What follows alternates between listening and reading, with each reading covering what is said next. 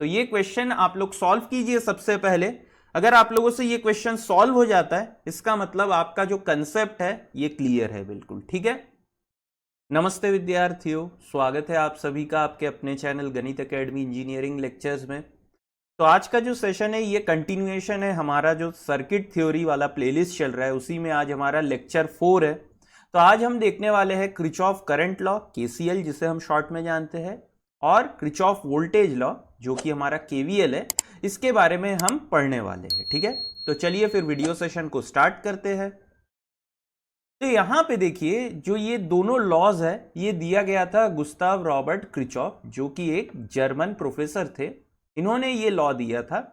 तो कोई भी एक सर्किट में, ठीक है, कोई भी सर्किट में मेरे क्या होते हैं, बहुत सारे ब्रांचेस एक पॉइंट पे कनेक्टेड होते हैं। ठीक है, तो उस पॉइंट को हम नोड बोलते हैं। जैसे कि देखिए यहां पे एक नोड अगर मैं बोलूं n है, ठीक है, तो ये लॉ क्या बोलता है, जो केसीएल है या किरचॉफ करंट लॉ जिसे हम जानते हैं, ये क्या बोलता है कि एक नोड पे the amount of incoming current is equal to the outgoing current. मतलब क्या कि जितना करंट एक नोड में एंटर कर रहा है उतना ही करंट एक नोड से निकल भी जाएगा।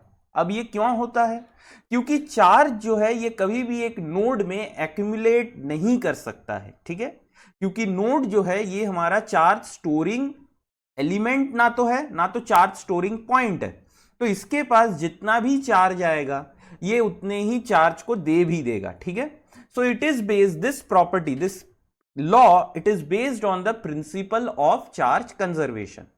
तो देखिए यहां पे मैंने सब लिख के रखा हुआ है। अब यहां पे एक कन्वेंशन है, ठीक है, कन्वेंशन। क्या कन्वेंशन है कि जो इनकमिंग करंट होता है,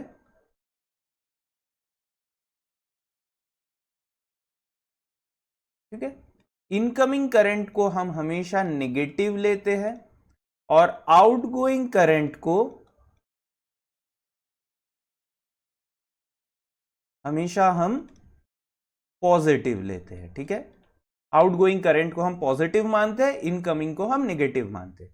अब अगर ये देखूं मैं, तो ये एक नोड n में बोला, यहां पे बहुत सारे करंट एंटर भी कर रहे हैं, बहुत सारे करंट इनकमिंग भी है, बहुत सारे करंट आउटगोइंग भी है। तो अगर मैं यहां पे लिखूं तो देखिए i1 से स्टार्ट करता हूं, तो i1 इनकमिंग है तो इसीलिए इसको मैं माइनस i1 लिखूंगा। i2 आउटगोइंग है तो प्लस i2, i3 आउटगोइंग है तो प्लस i3, i4 इनकमिंग है तो माइनस i4, i5 भी इनकमिंग है तो माइनस i5, i6 भी इनकमिंग है तो माइनस i6, और जो इसका सम होगा this will be always equal to 0।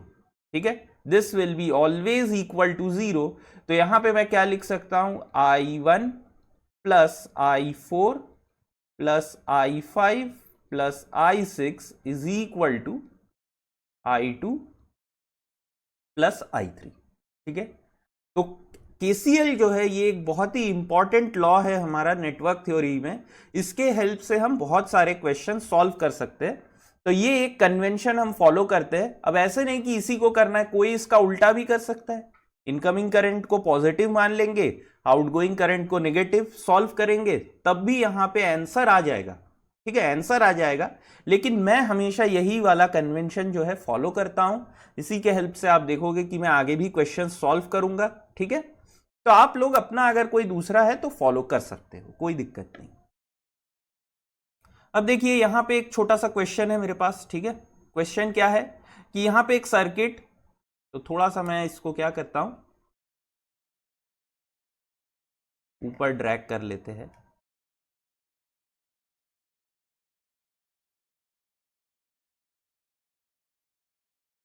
तो यहां पे देखिए फाइंड आई, हमको ये करंट फाइंड करना है, इसका डायरेक्शन भी स्पेसिफाइड है। If 10 what power source, if 10 what power is delivered by 10 volt, तो ये जो वोल्टेज सोर्स है ये 10 वॉट पावर डिलीवर कर रहा है। अब अगर ये बात है तो मैं यहां पे एक i1 करंट लिख देता हूं जिसका डायरेक्शन क्या होगा, आउटवर्ड्स होगा। ठीक है, आउटवर्ड्स होगा।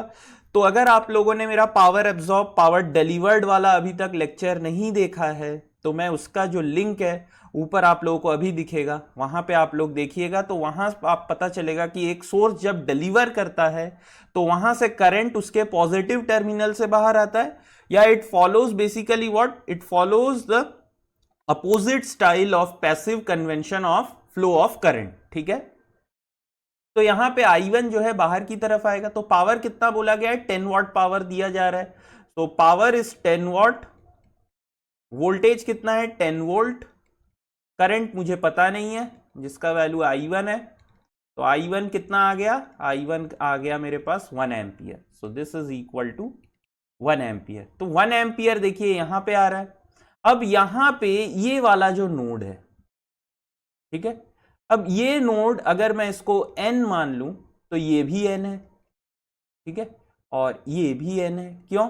क्योंकि ये शॉर्ट सर्किट से कनेक्टेड है ना, शॉर्ट सर्किट है यहाँ पे। अभी हम लोग शॉर्ट सर्किट, ओपन सर्किट ये सब पढ़ने वाले हैं, लेकिन हमें इतना पता है कि this is a simple wire, यहाँ पे वोल्टेजेस सेम होगा। सो बेसिकली ये एक सेम नोड है, ठीक है, ये एक सेम नोड है। तो अगर मैं अप्लाइंग KCL एट n, तो यहां पे क्या देख रहा है कि हमको 1 एम्पियर इनकमिंग है तो -1, 2 एम्पियर आउटगोइंग है तो +2, ये I भी आउटगोइंग है तो I, और ये 5 एम्पियर इनकमिंग है तो -5 इक्वल टू 0। तो ये कितना हो गया, I comes out to be -6 + 2, तो ये आ गया मेरे पास 4 एम्पियर। ठीक है, तो I का वैल्यू हमारे पास क्या आ गया, इट इज 4 एम्पियर। ठीक है, तो ये हमारा एक सिंपल सा क्वेश्चन था जहां पे कि मैंने आप लोगों को KCL अप्लाई करके दिखाया। अब नेक्स्ट जो हमारा लॉ है ये क्या है, किरचॉफ वोल्टेज लॉ। ठीक है, किरचॉफ वोल्टेज लॉ क्या बोलता है कि the algebraic sum of voltage around any close path is 0। ठीक है, अगर मैं एक लूप पे घूमूं या एक क्लोज्ड पाथ, ठीक है, एक लूप या एक क्लोज्ड पाथ में मैं अगर घूमूं तो algebraic sum of the voltage it will be what, it will be 0। अब ये किससे आया, दिस प्रिंसिपल इज बेस्ड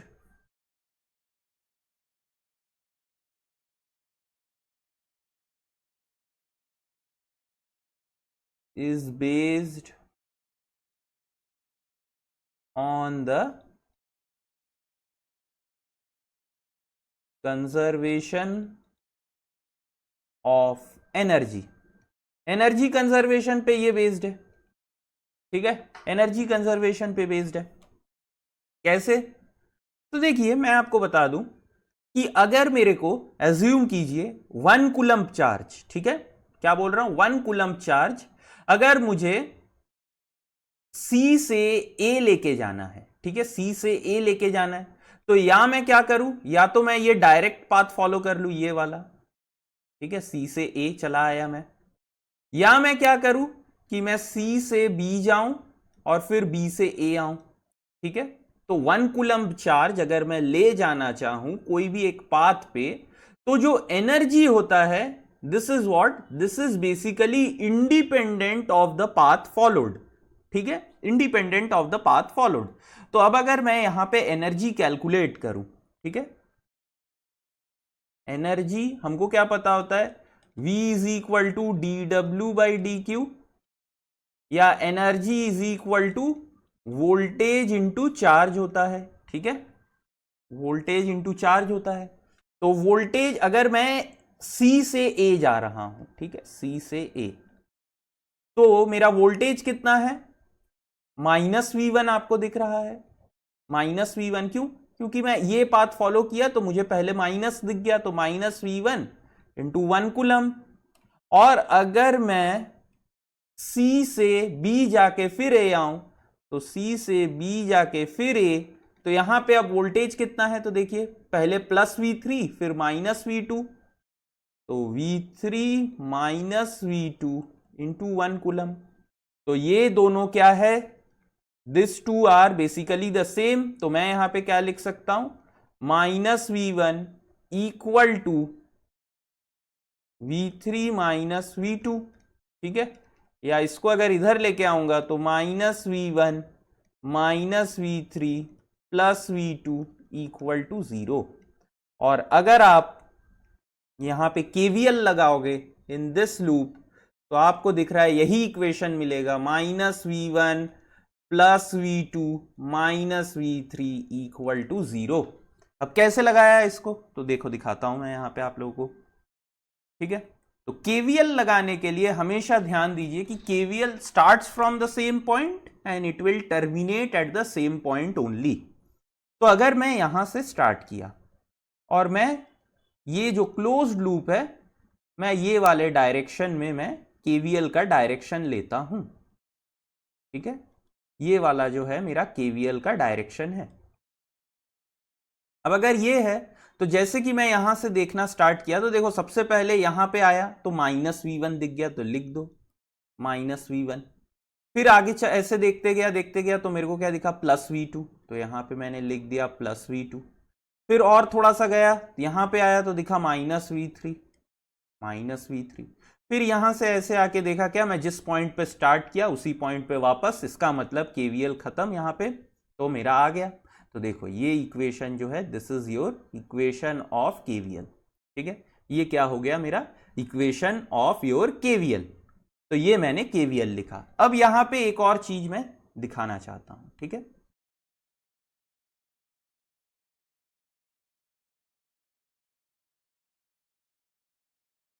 जैसे कि अगर हमारे पास एक ऐसा सर्किट है, ठीक है,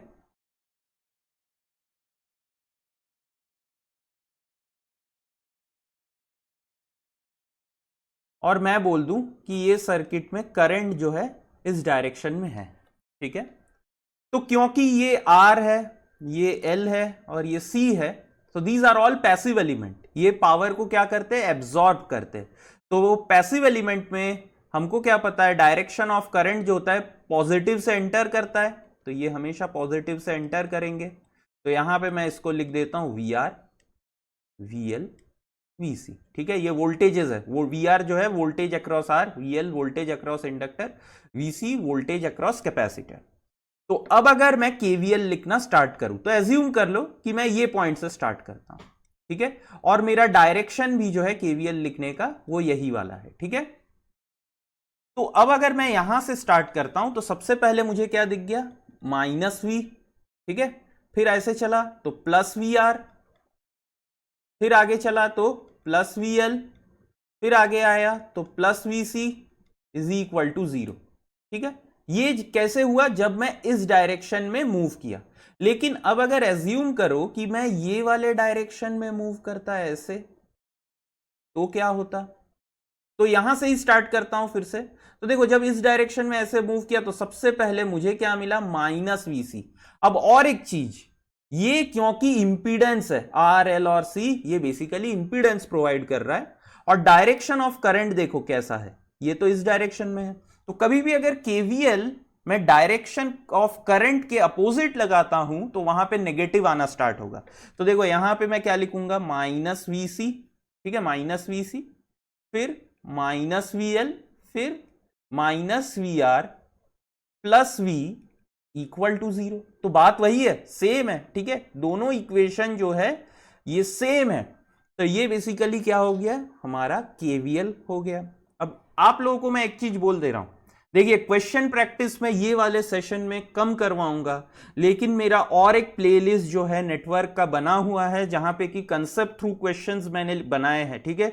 जितने भी गेट के प्रीवियस ईयर क्वेश्चंस, फिर अच्छे बुक्स जो है जैसे कि अलेक्जेंडर सैडिकू के क्वेश्चंस, फिर आपका ESE के अच्छे क्वेश्चंस, मैं सब कुछ जो है वहां पे ही डिस्कस करूंगा।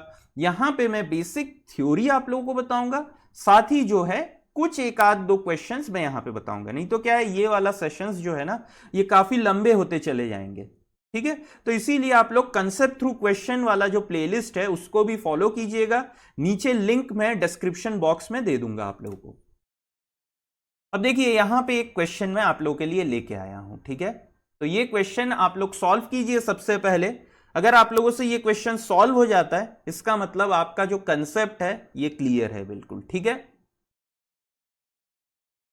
तो यहां पे आप लोग देख सकते हैं क्या बोला गया है, in the circuit shown the power supplied by the voltage sources. तो power supplied by this voltage source क्या होगा? अच्छा, तो ये क्वेश्चन को ना बनाने के बहुत सारे वेज हैं, जो सबसे इजीएस्ट वे है वही मैं आप लोगों को दिखा रहा हूं। तो देखिए, कभी भी सेम डायग्राम में जब आप क्वेश्चन को नोट करते, उसी डायग्राम में जो है ना आप लोगों को कभी भी वर्क नहीं करना होता है, ठीक है? क्योंकि जब आप रिवाइज करोगे तो क्वेश्चन फिर और दिखेगा ही नहीं, डायरेक्ट सॉल्यूशन दिखेगा। तो यहां पे अब देखो क्या बोला गया, इन the circuit shown the power supplied मतलब क्या? Deliver bye the voltage source. तो वोल्टेज सोर्स पावर डिलीवर कर रहा है, तो मैं करंट आई एज्यूम कर लेता हूं, ठीक है? अब यहां पे देखो, ये 1 एम्पियर है, ये 2 एम्पियर है। अगर मैं यहां पे केसीएल लगाऊंगा तो ये क्या है, यहां से 1 एम्पियर एज्यूम कर लेता हूं, यहां से आई एक्स करंट जा रहा है, तो आई एक्स का वैल्यू क्या आएगा? -1 -2 plus i x is equal to 0, या i x is equal to 3, ठीक है? तो आई एक्स को हटा के मैं यहां पे 3 एम्पियर लिख देता हूं।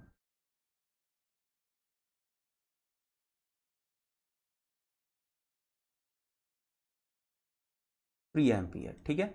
ये 3 एम्पियर। फिर यहां पे आ जाओ, ये वाले नोड पे। यहां पे अब मैं बार बार नहीं लगाऊंगा, तो यहां पे मुझे क्या दिख रहा है, जो टोटल करंट होगा वो I + 3 हो जाएगा, ठीक है? फिर यहां पे आ जाओ, ये वाले नोड पे। अब ये I + 3 आ रहा है, जिसमें से कि 1 एम्पियर इधर चले जा रहा है, इसका मतलब यहां पे कितना आएगा? I + 2।